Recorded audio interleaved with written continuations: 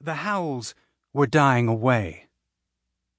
"My job," Mitzi said, "is to make everyone in the whole world scream at the exact same time."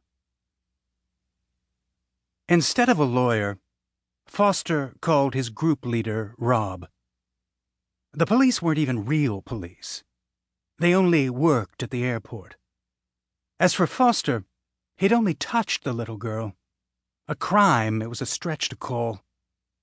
He was in custody, but only in a lunchroom behind the airline ticket counter, seated on a folding metal chair. Vending machines filled a whole wall. His hand was bleeding from a small, crescent-shaped bite mark. Only one flight, the girl's, had been delayed to allow time for her to make a statement.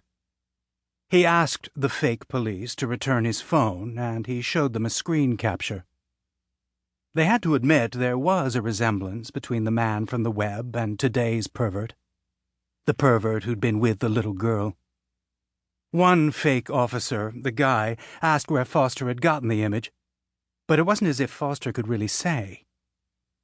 The other fake cop, the lady cop, told him, "The world is full of missing kids. That doesn't give you the right to snatch someone else's." For his part, Foster wanted to ask about his checked baggage. His flight for Denver had long since departed. Did they still pull bags if the passenger failed to board? Was his bag being sniffed by bomb-sniffing dogs? Anymore, no city in the world was anywhere you'd want a nice suitcase to go round and around the carousel, unclaimed. Someone, without fail, would snatch it, pretend to check the luggage tag, disappear out the door. As for Foster, he'd be okay with a drink. A drink and maybe a couple stitches in his hand.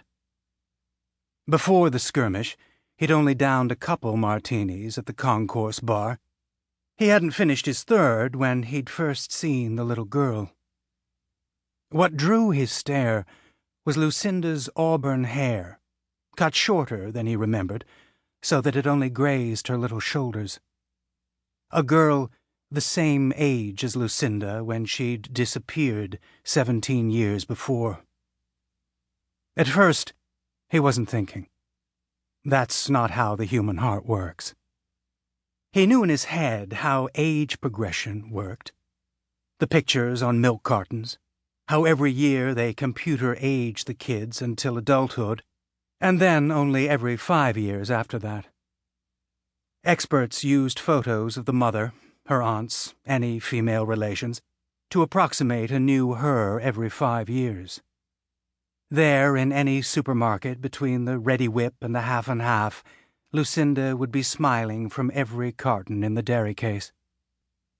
He'd been totally convinced the girl in the airport was Lucinda, until she wasn't. What raised a red flag was the pervert holding the girl's hand and leading her toward a gate where a flight was boarding. Not missing a beat, Foster had slapped cash on his table and sprinted after them. He'd taken his phone out and was scrolling through stored images, his rogues gallery.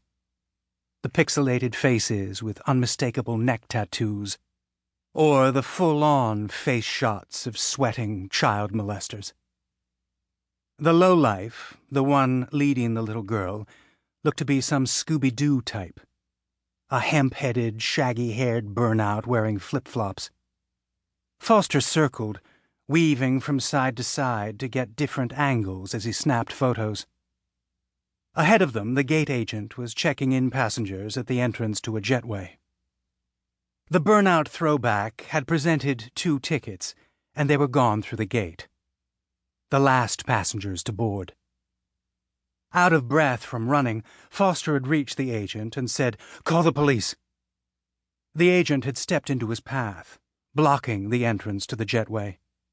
She'd signaled to an agent at the podium and held up a hand, saying, "Sir, I need you to stop." "I'm an investigator." Foster had panted out the words. He'd held up his phone, showing her a grainy screen capture of a shaggy-haired man, his face gaunt, his eyes sunk deep into his skull. Dim, and in the distance, he'd heard an announcement for his own flight to begin boarding.